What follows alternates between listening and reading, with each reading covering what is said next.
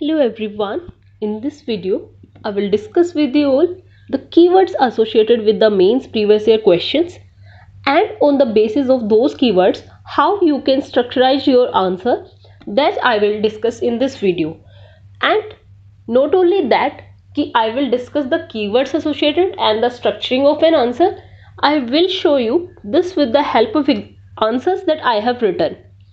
So starting with the first keyword is discuss. अब discuss as a keyword does mean that it's a type of written debate जिसमें for और against of an argument या फिर statement जो कि question में given है उसके बारे में हम बात करते हैं, and then we justify it with the help of some examples, and lastly एक balanced conclusion हम put forward करते हैं.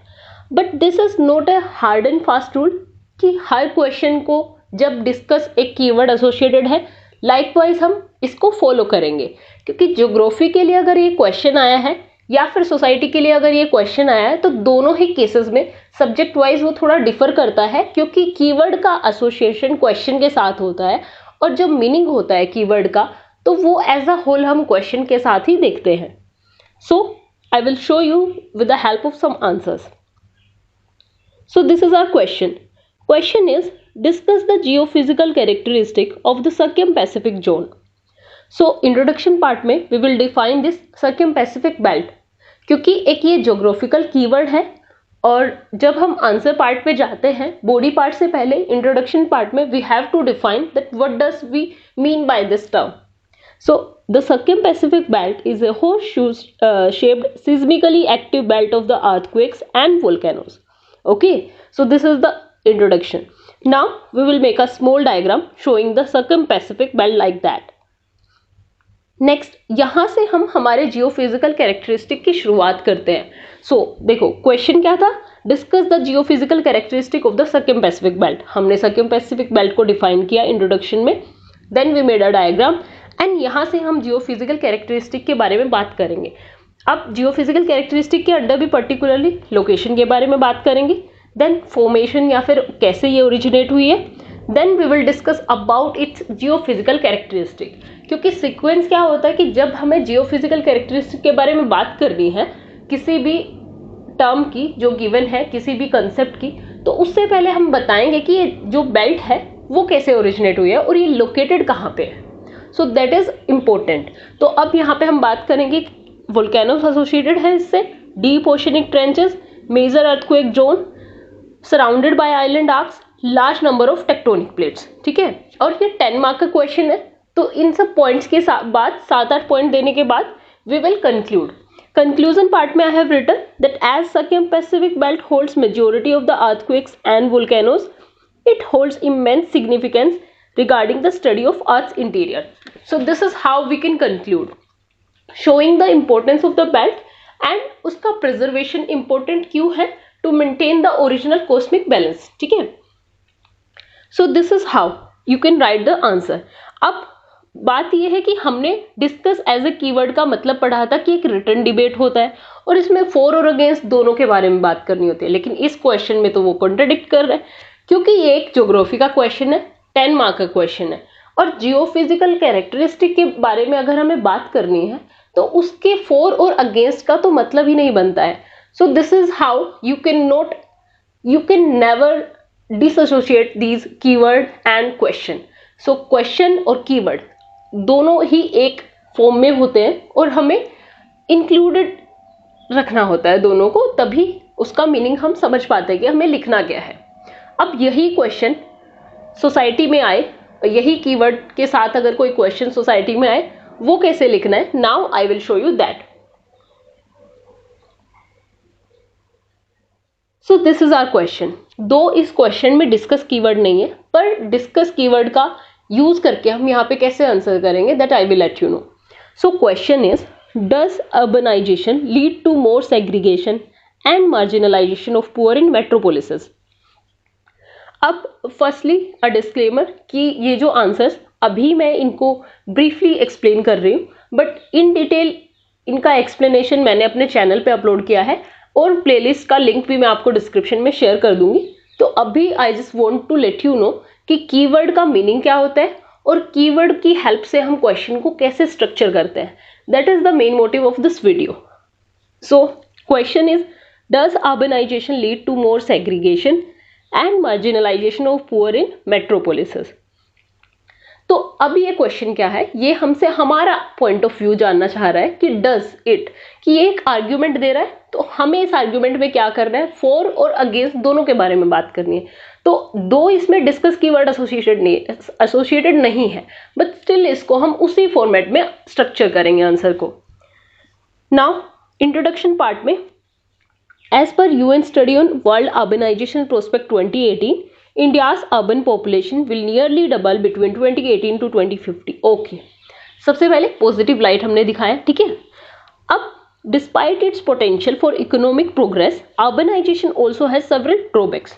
अब इससे क्या हुआ कि हमने आर्ग्यूमेंट को ही यूज किया है. सबसे पहले हमने पॉजिटिव बता दिया उसका, फिर बताएंगे कि कमियां भी एग्जिस्ट करती है.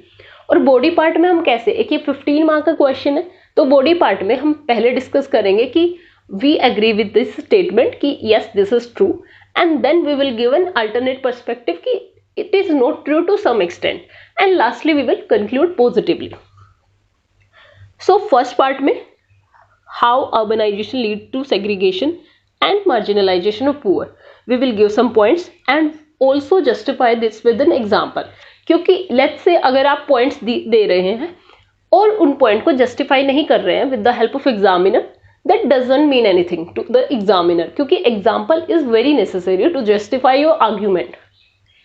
So slum proliferation, unlimited access to services, economic disparity, restricted access to public services, lack of resilience to disaster, limited political representation, challenges faced by migrants. अब इतना सब बताने के बाद कि yes it leads to more segregation and marginalization, अब यहाँ पे alternative perspective. However, urbanization also offers certain inclusion opportunities such as diverse job opportunities, access to services, way of social mobility, infrastructure development. So this is the positive light as well. तो यहाँ पे discuss keyword associated नहीं है, लेकिन फिर भी हम उसी स्ट्रक्चर फॉर्मेट को यूज कर रहे हैं हमारे आंसर्स में, and that is how you can structure your answer. क्योंकि हर बार सिर्फ कीवर्ड के बेस पे आंसर नहीं लिखा जाता है, कीवर्ड और क्वेश्चन दोनों को एसोसिएटेड करके ही हमें देखना होता है कि how we have to structure that answer. So lastly you can conclude, and again detailed explanation of these answers I have previously uploaded on my YouTube channel, and I will share the playlist in the description. So now explain, illustrate, demonstrate and elaborate, or how does, these are the keywords that we are going to talk about. So explain, और इन सब keywords का मतलब क्या होता है, detailed information हमें देना होता है किसी भी जो आर्ग्यूमेंट या फिर स्टेटमेंट दिया हुआ क्वेश्चन में उसके बारे में. और उसमें क्या होता है कि हाउ और वाई ऑफ समथिंग हमें बताना होता है. अगर कोई कंसेप्ट है तो, या फिर कोई कुछ भी सीक्वेंस है कि हाउ इट हैपन्स, और वाई और रीजन क्या है उसके पीछे का. And if any key term of geography we have to explain that whole mechanism. Let's say question is explain the monsoon phenomena, या फिर explain the air mass formation, explain the tropical cyclone formation. So अब उसके पीछे में हमें पूरा concept जो है, पूरा प्रोसेस है, वो एक्सप्लेन करना होता है. That is the meaning of this keyword. यहाँ पे क्या होता है, every key term should be simplified to make the examiner understand the whole mechanism behind the process, और वो सब्सटेंशिएट करना होता है हमें with the help of some examples. और जो हाउ डज और एलैबोरेट, ये दो भी कीवर्ड्स हैं associated with these as well, और सेम स्ट्रक्चर होता है इनका. Now I will show you the example कैसे आप आंसर में लिख सकते हैं. So this is our question. Question is explain why suicide among young women is increasing in Indian society. So this is our question. So introduction part में we will give data that according to the global burden of disease study, Indian women had twice the suicide death rate as compared to the global average. So this is our introduction. Now we will start. So this is a 20 marker question. We will jump to the body part now. Reasons behind increasing suicides among young women. So we will give the reasons here, that increased awareness of the options available, failure in exams, many a time professional degree is reduced to mere instrument for finding a suitable groom. So this is how I just want to explain you the structure. अगर मैं अभी इस answer को detail में explain करूंगी, that will double my effort and that will lengthen this video. So I will just cut it short to let you know the structure only. और जो detailed explanation है इन आंसर्स की previously I have uploaded on my YouTube channel. So again financial dependence और these are the reasons. ये सब reasons देने के बाद lastly I conclude saying that suicide among young women is a multifaceted issue, addressing which requires a comprehensive approach, from addressing mental health issues to sharing the proportionate burden among families. So this is how you can write an answer. So यहाँ पे keyword क्या था हमारा? Keyword था explain why suicide rate among young women is increasing in Indian society. तो हमने क्या किया, हमने अपना आर्ग्यूमेंट दिया और उसको सब्सटेंशिएट किया with example. So this is how you can structure your answer. So again हर आर्ग्यूमेंट के बाद you can put an example and then you can justify your answer. So next question, अब elaborate as a keyword पे हम discuss करेंगे. Question, has caste lost its relevance in understanding the multicultural Indian society? Elaborate your answer with illustrations. Okay, so now introduction part में, firstly this is a 10 marker question. So introduction part में, Indian society has long been known for its harmonious existence of different cultures with respect to language, religion, ethnicity, etc. However, despite cultural homogeneity, there exists a common thread that cuts across these dimensions. For example, caste hierarchy. This is an irony based introduction, so we will talk about that in a different video, but let me know you the structure here only. So here we will start the caste system losing its relevance in contemporary Indian society due to the modern forces of change. कैसे caste system का relevance खत्म हो रहा है. Then we will give some point of view और अपना argument हम put forward करेंगे with the help of some examples. Second part में we will give the जो आर्ग्यूमेंट का हम अल्टरनेटिव पर्सपेक्टिव देंगे, that however caste still remains a hegemonic force. दो caste has lost its relevance. First part में हमने इस बारे में बात किया. सेकेंड पार्ट में we will give an alternative argument point. ठीक है. So here also we will substantiate our argument with the help of some examples or some data or statistics. So here यहाँ पे according to NFHS 3 only 11% of the marriages are intercaste. So this shows how caste has not lost its relevance yet. So these are the points. So this is how you can structure your mains answers. Then lastly we concluded saying, though the relevance of the caste system in understanding Indian society might have declined, but it has not completely lost its significance. So again I will let you know that यहाँ पे elaborate एक keyword था और question में हमसे argument पूछा गया था. और आर्ग्यूमेंटेटिव क्वेश्चन जब भी आता है तो हम फॉर और अगेंस्ट दोनों के आर्ग्यूमेंट देते हैं और उसके बाद हम सुटेबली कंक्लूड करते हैं. So there is no hard and fast rule कि हमें कीवर्ड पे ही ध्यान देना होता है. कीवर्ड और क्वेश्चन दोनों को हमें रिलेट करके अपना इंटरप्रिटेशन ड्रॉ करना होता है और इंटरप्रिटेशन के बेस पे ही आंसर लिखते हैं. So now we move to the next keyword is assess. So assess as a keyword का मतलब होता है to what extent the given statement is true. तो statement को हमें टेस्ट करना होता है, statement की validity को हमें यहाँ पे चेक करना होता है. एंड assess जब हम करते हैं किसी statement को, अगेन हम उसको दो पर्सपेक्टिव से assess करते हैं. अगर अदर साइड एग्जिस्ट करता है आर्ग्यूमेंट का, वो भी हम पुट फॉरवर्ड करते हैं. Lastly we conclude by taking a viewpoint whether we agree with the original statement or not. Okay, so now I will let you know with the help of an example and answer. So this is a question, assess the impact of the global warming on coral life system with examples. अब मैंने keyword में आपको क्या बताया कि assess में आपको दोनों पॉइंट या फिर दोनों टाइप के आर्ग्यूमेंट देने होते हैं. ठीक है. अब इसमें मैं दिखाऊंगी कैसे वो कॉन्ट्राडिक्ट कर रही है वो वाली स्टेटमेंट. So introduction part में coral reef system are made up with symbiotic association of coral polyps and zooxanthellae. Okay, global warming is the rise in the average global temperature mainly cause by the green house gases. तो अभी क्या था कि यहाँ पे दो keyword आए थे, एक तो ग्लोबल वार्मिंग और एक ये कोरल लाइफ सिस्टम।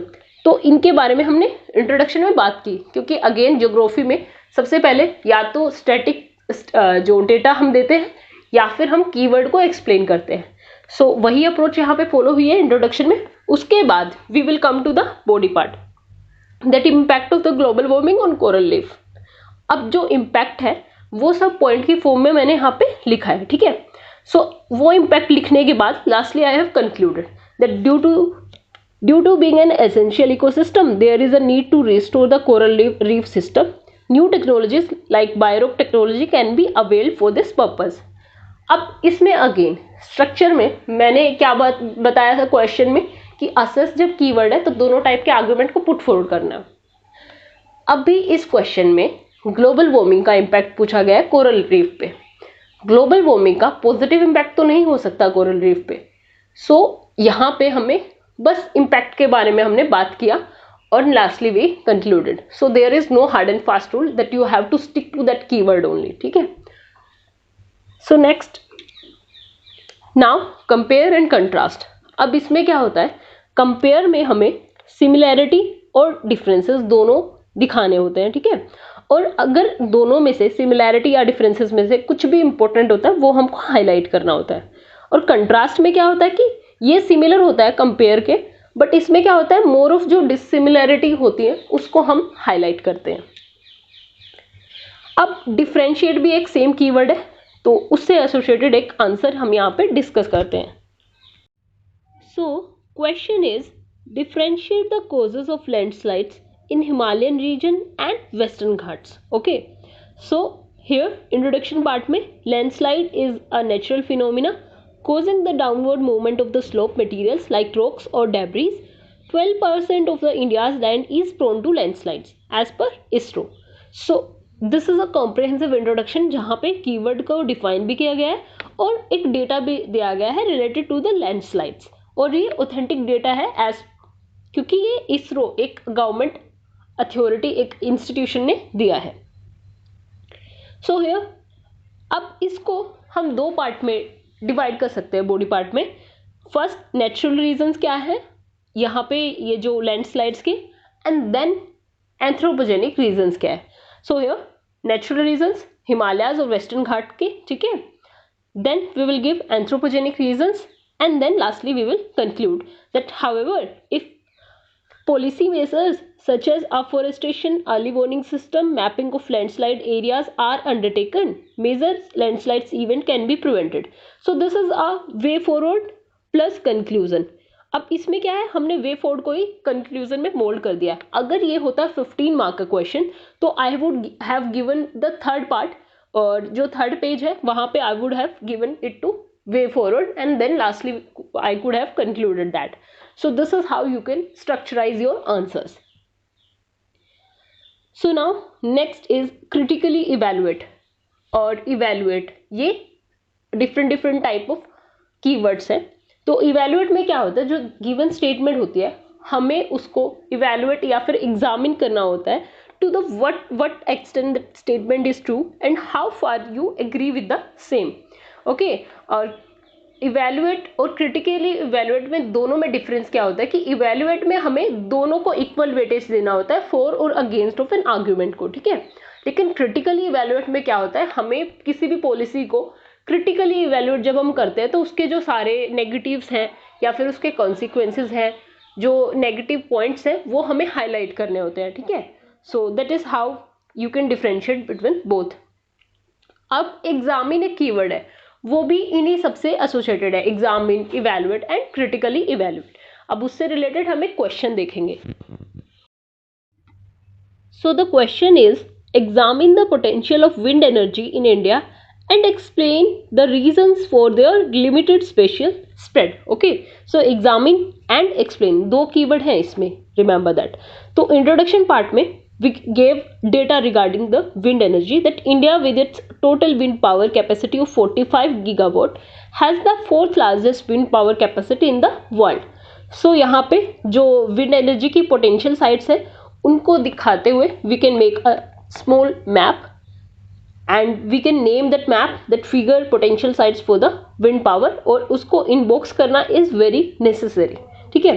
तो यहाँ पे फर्स्टली हम पोटेंशियल के बारे में बात करेंगे, कितना पोटेंशियल है, ठीक है, and then lastly we give reasons for the limited spread of the wind energy. अब दो पार्ट क्वेश्चन में ही दिए गए हैं कि पोटेंशियल क्या है विंड एनर्जी का, और उसके बाद उसका जो लिमिटेड स्पेशल स्प्रेड है उसके रीजन क्या है। तो उन्हीं को यूज करते हुए हमने दो हेडिंग बनाई अपनी, and then we gave the arguments, ठीक है, regarding that, and lastly we concluded. Conclusion में बैलेंस कंक्लूजन जो कि हमारा होता है हमेशा, though costly as compare to other renewable energy, wind power can help achieving SDG 7 and at the same time reducing the carbon footprint. So this is how you can structure these type of questions. So question में क्या था कि examine the potential of wind energy in India and explain the reason for the limited special spread. अब examiner ने खुद ही हमें दो part करके दिया है आंसर, और इसमें ये 10 मार्कर जो क्वेश्चन है, सॉरी क्वेश्चन को हमें दो पार्ट क्वेश्चन में मिले हैं, तो उनको हम डिफाइन करेंगे।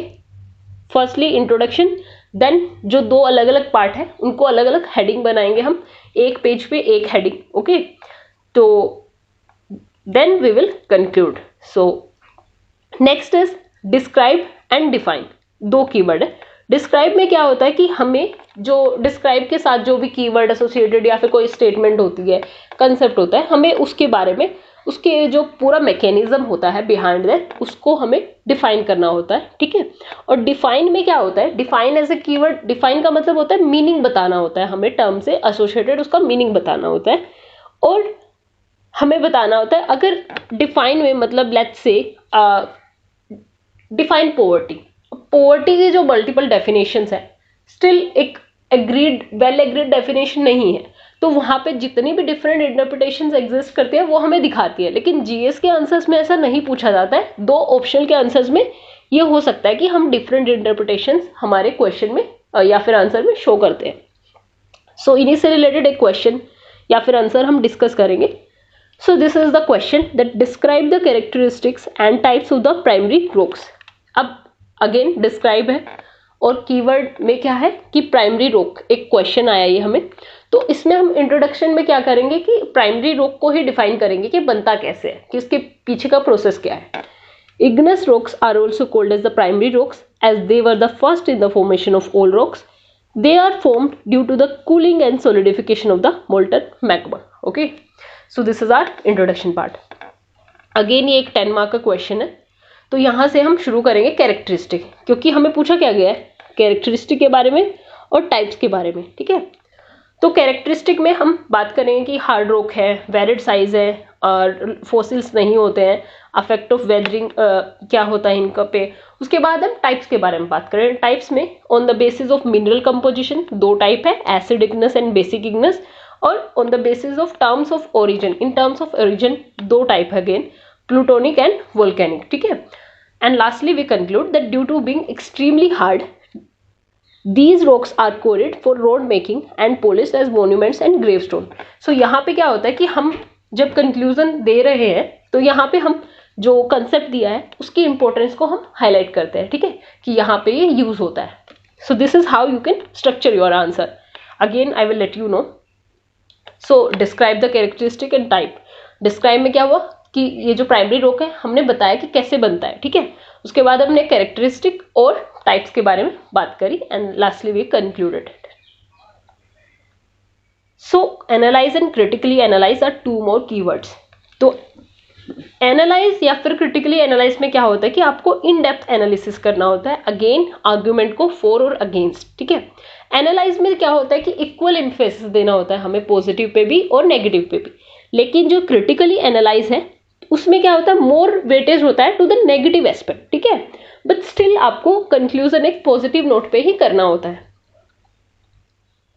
सो इससे रिलेटेड एक क्वेश्चन है, और जो कमेंट है, कमेंट भी एक कीवर्ड होता है, तो उसमें भी क्या होता है कि हमें जो स्टेटमेंट या फिर क्वेश्चन में जो भी हमें आर्ग्यूमेंट दिया होता है उसको हमें एग्जामिन करना होता है और एनालाइज करना होता है in depth, okay.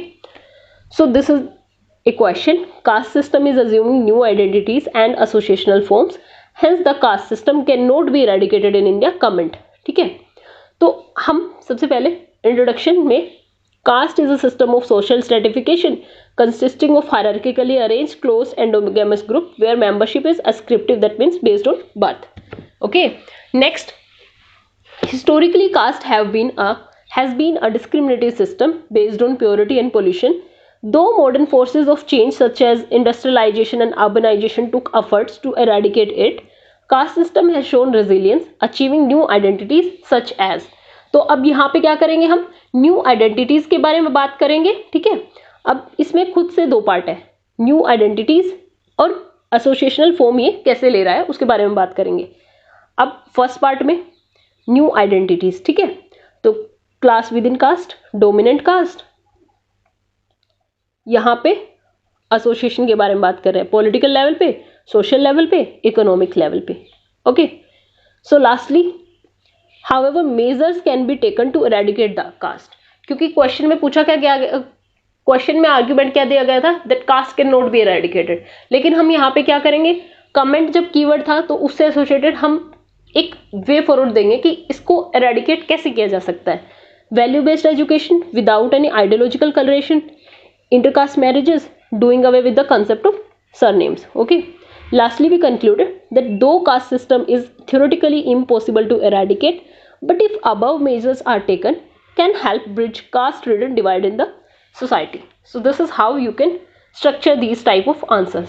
So again I will let you know, caste system is assuming new identities and associational form. तो ये दो टाइप है, ये दो पार्ट है. ठीक है, उसके बाद है hence the caste system cannot be eradicated comment. तो हम पहले बताएंगे कि कैसे न्यू आइडेंटिटीज और न्यू एसोसिएशनल फॉर्म आ रही हैं, फिर उसके बाद हम बताएंगे कि एरेडिकेशन के लिए स्टेप्स क्या लिए जा सकते हैं. ठीक है, and lastly we will conclude. So this was all in this video. You can get the PDF from my Telegram channel, the link of which I will paste in the comment section. And for the detailed explanation, I will say that watch the full playlist that I will give the link in the description. And I hope you find this video helpful. Thank you so much. And if still there are doubts, you can either ask in the comment section or on the Telegram channel. Thank you so much.